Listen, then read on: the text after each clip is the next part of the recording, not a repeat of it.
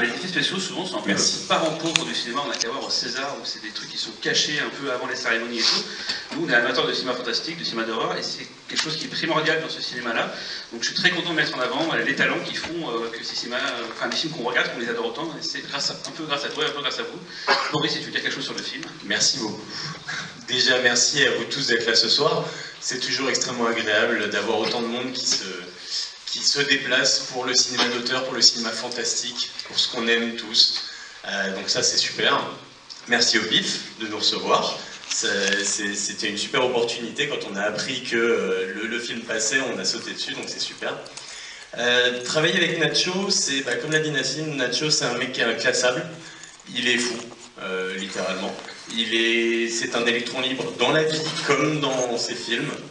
Mais c'est une personne incroyablement généreuse, talentueuse, qui donne tout le temps, qui pour moi est devenu vraiment un ami. D'ailleurs, moi qui lui ai envoyé un message en lui disant si t'as un mot pour le public, dis-moi. Et hier il m'a dit tu vas voir, j'ai fait une vidéo. Je suis pas rassuré du tout. Ce film, ça a été une expérience très particulière parce que nous, on a l'habitude, en fait, on a certaines choses qu'on nous demande très souvent, notamment, on parlait des Césars, on a travaillé sur Le règne animal, il faut que ça soit super réaliste, il faut que personne se rende compte que... Nacho, c'était, non, je m'en fous, moi, je sais ce que je veux que ça soit barré, je veux qu'on sente la matière, je veux qu'on soit perdu dans le film. Et donc, nous-mêmes, on était un peu perdus quand on travaillait sur le film parce que, on était là, on n'a pas l'habitude, tu veux faire quoi ? Ah, ouais, oh, c'est bizarre. Ok, d'accord, bon, on va essayer. Donc ça a été une expérience aussi folle que lui. Et j'espère que vous passerez un aussi bon moment que nous, on a passé à le faire, à regarder ce film. Voilà, merci beaucoup. Vraiment, je veux dire que quand Nacho nous a parlé des différents effets, on avait beaucoup de moments de solitude parce qu'il nous parlait d'effets qui n'avaient aucune image. Il disait juste, ouais, ça serait bien de faire un mur gris qui bloque la réalité. D'accord, et là ça serait bien que ça fasse comme une tornade. Oh putain. Donc, voilà, on a pris... C'est un peu compliqué à dire, c'est-à-dire qu'on n'avait pas vraiment d'inspi. À chaque fois, on essayait de comprendre ce que Nacho voulait. En plus, parfois, si on travaillait avec une maquette ici, tiens, ici là, on faisait juste une espèce de collage photo, et on était là, bon, on va le tenter. Donc il y a eu des inspirations de plein de choses, mais c'est... pas spécialement de jeu, mais si vous pensez à un jeu en particulier, ça m'intéresse. ah oui, effectivement. C'est pas con. En plus, il m'a parlé d'Alan Wake à un moment, mais après qu'on ait fait les effets du film. Répétez pour ceux qui n'ont pas entendu ce qu'il a dit, monsieur. Oui, il parlait de Control et Alan Wake. Et je vois très bien pour quel effet, et effectivement, Nacho m'en a parlé, mais après. En disant, t'as vu, ça aurait été pas mal comme rêve. Question en bas ici. Oui, j'étais très intrigué par le décalage de qualité que d'image entre le format carré et le format scope rêve. Et sinon, on est très proche de l'univers de Michel Gondry aussi. Alors, je sais pas si... Oui, Gondry était une des inspirations de Nacho. Il lui fait même un petit clin d'œil en parlant du rêve de Victoria quand elle est sous la table. En fait, Nacho, il aimait beaucoup l'idée de travailler avec des effets très homemade, on va dire, ce qui nous était particulier parce que c'est pas du tout l'habitude qu'on a.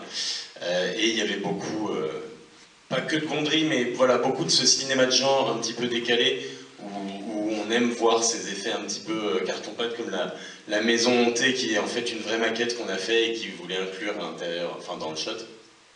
Et pour la Betacam, donc c'est une caméra Betacam qui a été utilisée pour faire tout ce qui se passait dans la réalité. En fait, à la base, au tout début du scénario, il voulait travailler en noir et blanc d'un côté et de l'autre. Il se trouve que vendre un film avec du noir et blanc, c'est très dur. Je ne savais pas. Et finalement, il a découvert, en discutant avec son chef opérateur, ce format Betacam, qui est un vieux format télé des années 70. Et il est tombé complètement amoureux et il a dit c'est ça, il faut qu'on fasse ça.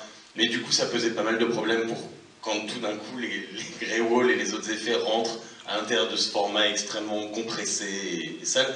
Surtout que c'est de la bande. On l'a pas fait, c'est pas du Betacam numérique. C'était de la bande avec un convertisseur directement attaché à la caméra. Enfin, techniquement, c'était une prise de tête. mais ça donne un aspect tout particulier et qui choque justement la première fois qu'on a ce changement. On se dit, est-ce que c'est une erreur?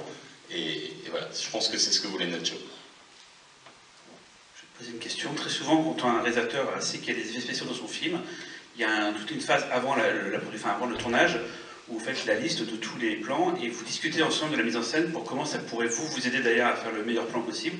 Du coup, est-ce que tu as pu influencer certaines mises en scène, certaines idées parce que tu as apporté de toi, ton expérience là-dessus? Alors, oui, on a eu beaucoup de réunions au début. Il y a beaucoup de choses qu'on avait mis en place pour nous faciliter le plus possible la vie. Après, il y a eu la réalité du tournage. Moi, j'ai fait tout le tournage avec l'équipe parce qu'on avait vraiment des plans dans plein de séquences différentes. Et Nacho, en plus, réécrivait certaines séquences pendant qu'on tournait, ce qui était super. Par exemple, pour la Betacam, moi, je prenais des références Betacam dès qu'il y avait un plan VFX, et ensuite, on tournait à l'Alexa, au jour où, certains jours, le premier assistant me disait, en fait, on n'a pas le temps, donc on va tout tourner à la Betacam, puis voilà, on verra ce que ça donne. On a fait beaucoup de réunions en amont, on a essayé de préparer un maximum de choses, mais avec un film pareil, avec autant d'idées qui changeaient, parfois Nacho, même pendant qu'on était en train de tourner un plan, disait « Ah, mais finalement, peut-être qu'on pourrait plutôt le tourner comme ça ». Et en fait, ça transformait certains effets qu'on n'avait pas prévus, voilà. Parfois, on n'avait pas un green screen par-ci qu'on aurait dû prévoir, mais vu qu'il avait changé d'avis, voilà. Donc, il y a eu, mais peut-être pas assez, ou peut-être qu'avec un réalisateur comme lui, ça sert qu'à moitié. Est-ce qu'il y a des questions en haut ou en bas? Est-ce qu'il y a des effets que vous avez abandonnés qui ne sont pas dans le film? Des effets eux-mêmes, non, il y a des plans qui ne sont pas dans le film. Il n'y a pas de grosse séquence qui est disparue, mais il y a eu pas mal de coupes dans certaines séquences qu'on a raccourcies. Donc c'est vrai qu'on n'a pas perdu tant de choses que ça. On a en fait, c'est surtout des plans, vraiment, enfin des plans du dialogue et des choses comme ça qui ont disparu par rapport à ce qu'on avait, par rapport au premier montage. Parfois, c'est un petit peu triste. Mais par contre, non, on n'a pas perdu beaucoup d'effets par rapport à ce qui a été monté. Quel a été l'effet le plus, à la fois complexe et le plus invisible en même temps qu'il y a eu dans le film? Genre vraiment, tu te dis, on a galéré pour ce plan-là, et pourtant, c'est quasiment visible parce que ça sert peut-être à enlever des choses ou à... Qu'est-ce que c'est un qu'il y a un plan comme ça où tout le monde serait bluffé de se rendre compte qu'en fait c'était faux? Honnêtement, un film comme celui-ci, il n'y a pas beaucoup d'effets invisibles. C'est-à-dire que tous les effets que voulait Nacho, c'était tout le temps des trucs un peu barrés. Là où je suis vraiment content, et c'était dans tout ce qui avait été préparé avec les amis de vraiment des SFX et qui s'étaient occupés des effets tangibles, quoi, des props et tout ça, des practical effects. C'était le moment où Daniela apparaît dans le mobilier. Au début, on se disait, bon, il va falloir soit faire plein de compos pour effacer certains trucs, ou ça va être un petit peu compliqué de donner vraiment l'impression Et en fait, on a fait le test, et on s'est dit, au final, il n'y aura peut-être pas beaucoup de travail. Et puis ensuite, on a vu le montage, et je me suis retrouvé avec Nacho, j'ai dit, mais il n'y a rien besoin de cleaner, ça marche très bien, tout le truc. Donc ça a été une surprise. Le reste... Un gros mur gris au milieu de la réalité, généralement on le voit. Alors on a 2-3 petits effaçages de câbles et tout, mais j'appellerai pas ça des effets super impressionnants. C'est toujours bien quand c'est bien fait, mais il n'y a pas... Je crois pas qu'il y ait d'effets où on se dit « Waouh, j'aurais jamais pensé que c'était un effet spécial, pas dans ce film en tout cas ». C'est pas toujours la chance qu'on a d'avoir une personne qui travaille sur les effets spéciaux dans un Q&A, donc si vous avez des questions, n'hésitez pas à vous manifester. Même sur d'autres peut-être films qu'a fait Boris, je sais pas. C'était quoi le film que tu avais fait avant Daniela Forever? Le règne animal. Ah oui, en France. Et du coup, peut-être une production internationale, je sais pas, t'as pas eu... c'est peut-être pas un questionnaire. Hein. Non, dernièrement, j'ai bossé sur des séries, j'ai bossé sur Totem, j'ai bossé... Là, en ce moment, je bosse sur des films, mais je peux pas en parler. D'accord. Est-ce que c'était stimulant, du coup, parce que forcément créer un monde réel, mais qui part en vrille comme ça et tout, est-ce que vous avez fait beaucoup de dessins préparatoires? Je sais pas comment ça on a fait beaucoup de recherches, mais ce qui était très stimulant, c'était surtout de se dire qu'on ne travaillait pas sur les effets auxquels on est habitué. C'est-à-dire que là, c'était pas je veux faire une créature monstrueuse ou super réaliste ou dans un décor. c'était quelque chose de plus... Je sais pas comment dire, le film d'auteur comme ça, où on essaye de trouver des bidouilles, où on essaye de trouver des façons de vraiment coller à la vision du réalisateur en laissant un petit peu aller toutes les contraintes qu'on peut avoir sur d'autres productions et juste en se faisant plaisir. Par exemple, le fait, comme je disais, de bosser avec de la maquette, le fait de... tous ces petits effets que d'habitude on ferait de façon... avec beaucoup plus de contraintes, là on essayait juste de trouver parfois des choses dérangeantes, parfois des choses juste qui visuellement collaient vraiment à ce qu'avait Nacho en tête, ce qui est très compliqué. C'était un vrai plaisir d'être sur un film aussi différent de ce qu'on fait. Donc c'est toujours une expérience fascinante, un petit peu intrigante, qui peut faire peur un petit peu, parce qu'on ne sait pas exactement ce qu'on va finir par avoir au bout, vraiment.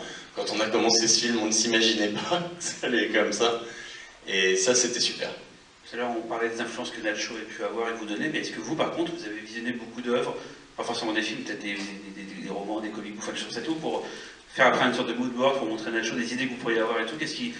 Vers quoi vous êtes orienté pour montrer ce que vous aviez en tête et tout? En fait, le truc, c'est que l'effet principal qui était le Grey Wall, c'est passé par plein de phases différentes. Nacho avait un concept qu'il avait fait faire rapidement sur Photoshop, qui au final a servi à faire les premiers tests qui n'avaient rien à voir avec le Grey Wall, qui était une espèce de fonte dans la brume, et puis finalement, quelque chose comme 2-3 semaines avant le début du tournage, on a fait un call et il m'a dit non, finalement, je veux un gros mur gris qui bloque tout. Et en fait, toute la recherche super qu'on avait fait avec plein de références pour dire ok, comme ça on va faire ça, bah, tout ça c'est parti à la poubelle. Et on a dû refaire des moodboards, mais très rapidement, tout en préparant un tournage, donc voilà. C'est une question encore ici. J'imagine que la plupart des effets ont été faits en post-prod. Est-ce qu'il y en a eu pendant le tournage, je pense en particulier aux ronds de lumière sur leurs mains quand ils se regardent? Oui, en fait ça a été tourné, donc ça a été fait à la Betacam. L'idée de Nacho, donc c'était cette idée de jour et de nuit qu'on voit au début. Et ça, c'était, par exemple, le premier jour et nuit, ça a été tourné 2 jours, puis tourné 2 nuits en gardant la caméra au même endroit. Et pour le moment des ronds de lumière, en fait, on a juste bouché toutes les fenêtres pour être sûr de ne pas avoir parce qu'on n'avait pas le temps, en fait, dans la journée de tourner 2 fois la séquence. C'était de la bête trop tôt en tournant les personnages, en fait. On faisait d'abord une référence pour avoir quand même une idée de comment ça réagissait à la lumière. À la base, ça devait être beaucoup plus compliqué comme effet. Et puis, le temps du tournage, les limitations ont fait que, mais ce qui donne quelque chose de très poétique. Mais tout ça, c'était fait sur place. On a essayé de faire un maximum d'effets, si possible, en practical, d'où la maquette. À la base, ça devait être une maison hantée en 3D, et j'avais dit à Nacho, mais si vous construisez une maquette comme référence, pourquoi ne mettre pas juste un peu plus d'argent dans la maquette, et on la tourne en studio, et on fait tous les changements de lumière, et on vient intégrer ça, et ça donnera un côté encore plus étrange à ces séquences. Merci Boris d'être venu nous parler de tout ça. Merci à vous. On leur remercie énormément d'être venu.